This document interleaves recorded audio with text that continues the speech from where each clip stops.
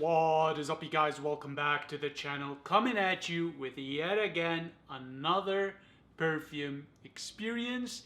And given that today is Christmas Day and we are a few days away from the new year and 2024 is knocking on our doors, I've decided to give you guys my list of the top ouds to wear for this Christmas as well as the New Year celebrations.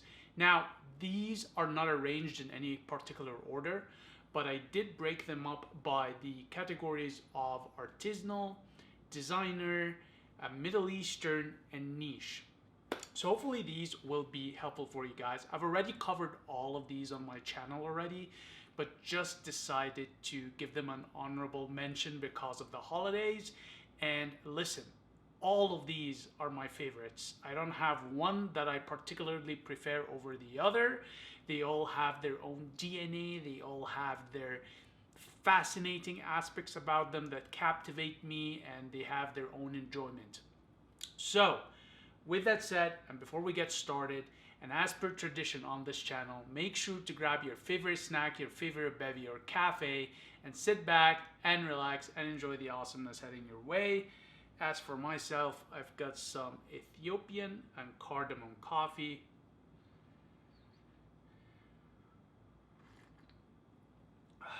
Oh yeah, that hits the spot. Okay, so first of all, we are going to start with the artisanals. And the first artisanal I have is Ansar Oud's Purple Rain. Let me brighten you guys up a bit because I feel like need more brightness. Okay. So first, we have Ansar Oud's Purple Rain. And this is an oud-centric fragrance. It's part of the Bespoke collection. It is oudi, it's powdery, it is floral. It does have a gourmandish touch to it, but overall delightful, classy, elegant, and the oud in here is not offensive whatsoever. It follows the Orison style. Okay, so this is the first item from the artisanal category. So Ansar Oud's Purple Rain. Second, we have Mystical Lotus from Ansar Oud, and just you guys look at this, the color of this juice. It is so caramel-like. And this one is oudi, incensey, jammy, slightly floral, fruity also. And just overall fantastic classy scent. And the jamminess in here does not come from any fruit notes. It actually comes from the blue lotus. And this, you guys, this is very intoxicating. All right. So, Mystical Lotus by Ansar Oud. Third from the artisanal category is gonna be Chinese exclusive from Ansar Oud also. And this one actually does have the Chinese oud chips in there. I'm not sure if the camera will capture this or not. But this, out of all of these three, is the most playful. You get a very nice, straight up orange, citrus blast, which feels very, very natural. And the oud in here is just to die for. It's just so Orison-like, very incensey. It also has a sour touch to it. This one, out of these three, is the most festive-like that I've covered so far, just because of the orange citrus note in here. And it's a sour note too, so you're not getting a candy, jammy orange. It's a sour, citrusy orange, which is really, really nice. Works fantastically with the oud. So Chinese exclusive, the Halima limited edition, and I was lucky enough to get bottle number 1, if the camera can capture this, from this collection. Okay, and yeah, so this is the third out of the artisanals for this season. And last but not least, and I was a bit hesitant about this, but I thought, you know what? If you are celebrating your Christmas and your New Year's with a bunch of oud heads, kind of like yours truly, then why not do a Riche L'Ador's History of Indian Oud for your celebration? Okay? Look at this bottle. Look at this presentation. It is fantastic. This is straight up aged Indian oud from the 70s, if my memory serves me correctly. And I mean, come on. Come on. If you're into your Indian oud, this is leathery, incensey, slight touch of manure and blue cheese, but not too extensive to the point where it's offensive. Actually, I mean, for non-oud heads, it will be offensive. This is why I recommend this be worn around, you know, oud heads if you're celebrating with oud heads. It's just very, very classy, elegant, refined, regal oud that is animalic also. And I just love, love, love the leather and the incense in here, you guys. It's just really, really well done. Traditional Indian oud, and this is just pure oud, not mixed with any other notes, in a sprayable format. It's just fantastic, you guys. And just the bottle, look at this design. My God, one thing this brand gets really good is the designs. All right, so this is for our artisanal category. Next, we'll get into the niche or niche category. We'll start off with Frederic Malle's The Night. This, you guys, is ridiculously expensive. It has a cult following, and the closest thing you can get to this without the oud is Portrait of a Lady. As a matter of fact, this feels like they took Portrait of a Lady and just added oud to it. Oh my God, this is just, oh wow, sheer class, okay? I love French perfumery, okay? This has the saffron, the Indian oud, the rose, incense. It's got this animalic note, but very, very subtle and subdued. This is, listen, do not write off niche or designer ouds, okay? Some of them use natural oud, and I don't want to compare it to the heritage of Indian oud by Riche L'Ador, because I still do think that Riche L'Ador will blow it out of the water, but this is still, wow. I love, love this. This is a very dark, serious oud, okay? I mean, you gotta really be into your funky ouds to actually enjoy this. And this most certainly will be offensive, even though the oud in here, the animalics in here are subdued, but they're still present. And this is beast mode, you guys. This just performs insanely, okay? So again, I wouldn't recommend this around civilians, if you wish. This is best suited for being around oud heads like yours truly that are gonna have an appreciation for this, all right? Next, in the niche category, from the same house of Frederic Malle, we have none other than the Moon. And my God, if there is one perfume that did oud in such an acceptably delectable, delightful, mainstream way, it is the Moon by Frederic Malle. God, it's so, so nice. Again, we have Indian oud, a sour note, raspberry, lychee, or lychee, depending on how you pronounce it. There's also saffron, rose.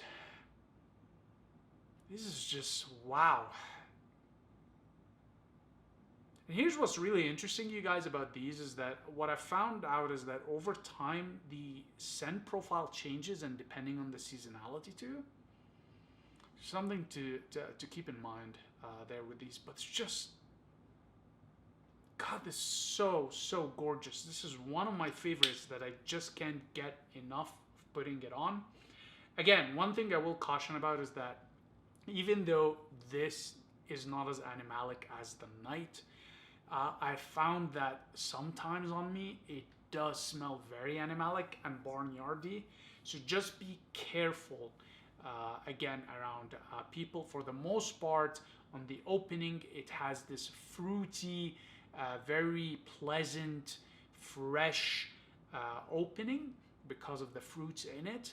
But later on, it can get quite a bit animalic. So just be careful again who you put this around. For the most part, this is one of the easiest Indian animalic ouds to wear, relatively speaking.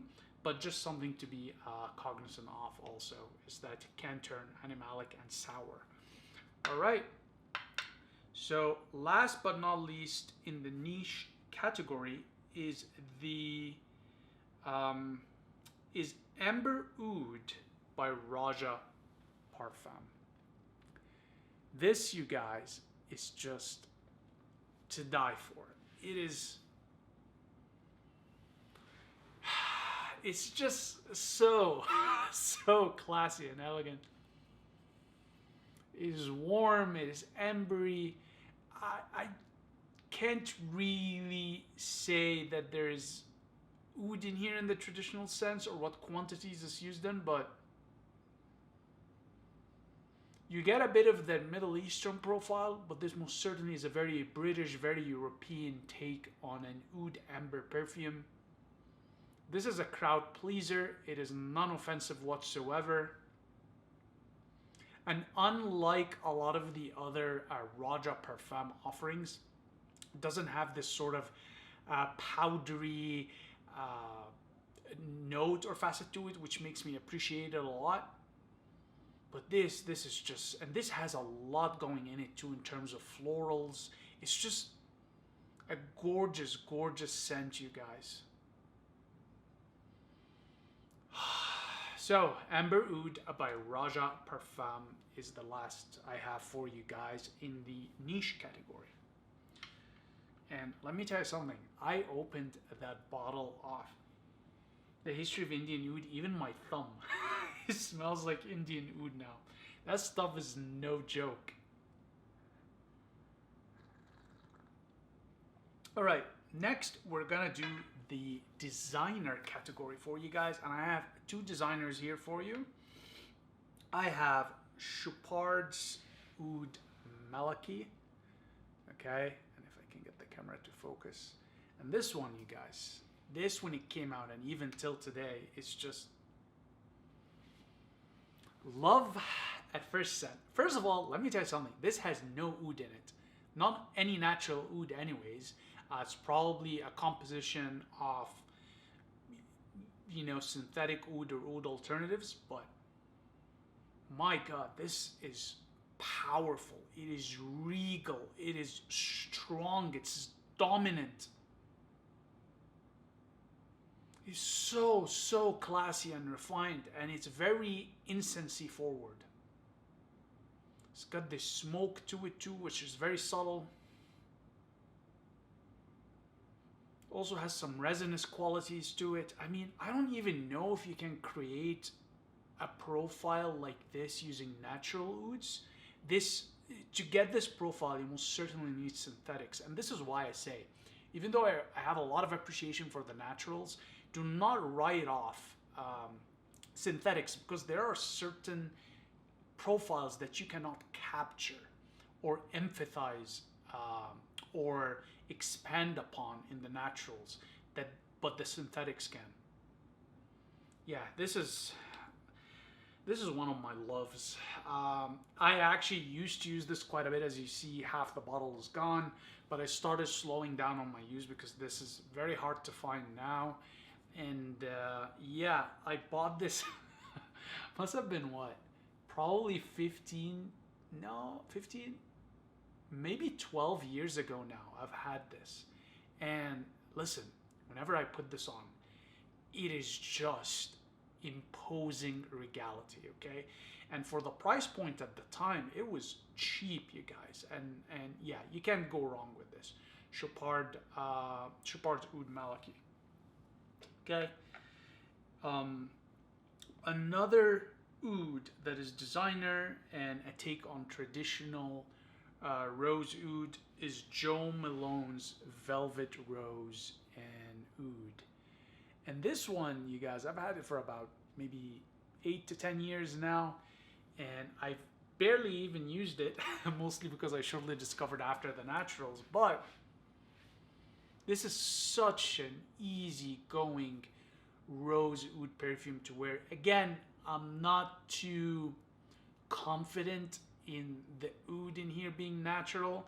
It's most likely a synthetic formulation, and the rose in here is just to die for. It is mostly a rose forward scent followed by the oud in support. And the rose in here, I want you to think of a mix of rose de maille and rose water used in traditional Middle Eastern sweets or Turkish delights. It is floral, it's candy-like, it's jammy, it's deliciously gourmand. And then you get the oud in here. It's just fantastic, you guys. Fantastic. So Joe Malone's Velvet Rose Oud, for those of you that are interested in designer, easy to approach, crowd pleasing rose oud. All right. And last but not least, you guys, I have the Middle Eastern category. So traditional Middle Eastern oud forward perfumes. To wrap up this upload, so just to reiterate again, we covered artisanal ouds, then niche, then designer. Now we're getting into the Middle Eastern traditional oud perfumery, and I have two for you guys on that. The first one on that list is Amir 2 by Ajmal, or otherwise, for those of you that want the English name, Amir just stands for Prince. And this, you guys, this is so regal.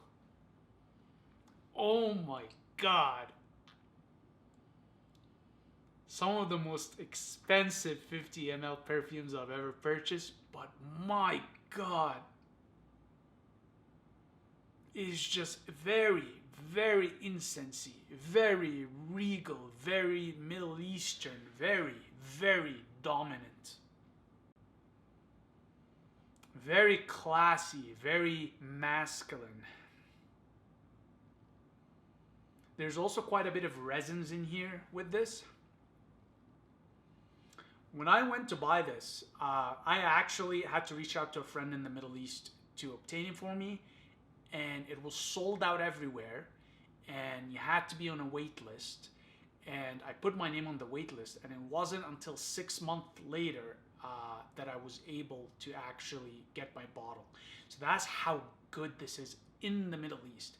If you try to buy it online, people buy it and resell it for 2 to 3 times the price, but this is a piece of art, you guys. It's just gorgeous, gorgeous scent composition, and the presentation is just like stunning. You have this nice crystal bottle with a Fabergé style egg at the top. Just, you can't go wrong with this, okay?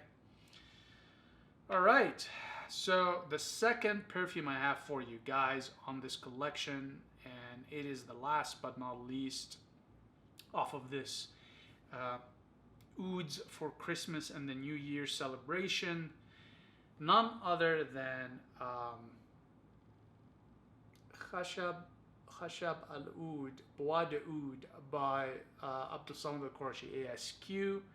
And this is the Heritage Edition, you guys, which comes with, I don't know if you can see it, but a few pieces of oud wood in there. And this, you guys, This, when I first got it, I was very confused with it. I'll tell you why. It's it's oody, it's incensey, but it's also soapy clean. It really confuses your head because it is not a very typical oud scent. Again, very masculine forward, dominant, very regal, imposing. Comes across also very, very clean. If anything, this is probably the safest oud I would say you can put on during a date. If you want to wear an oud perfume to a date that is more Middle Eastern. And here's why. It's very soapy, okay? It's got this very clean, fresh profile to it, which is an impression you want to give off in your first date, okay? That you're clean, you have good hygiene, that's very attractive to the other person. But secondly, the oud in here is actually not offensive at all, if there is any oud at all.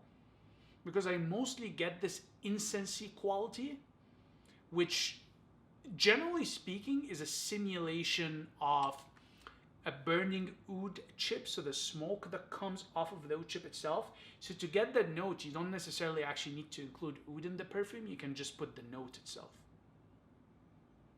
But stunning, stunning perfume.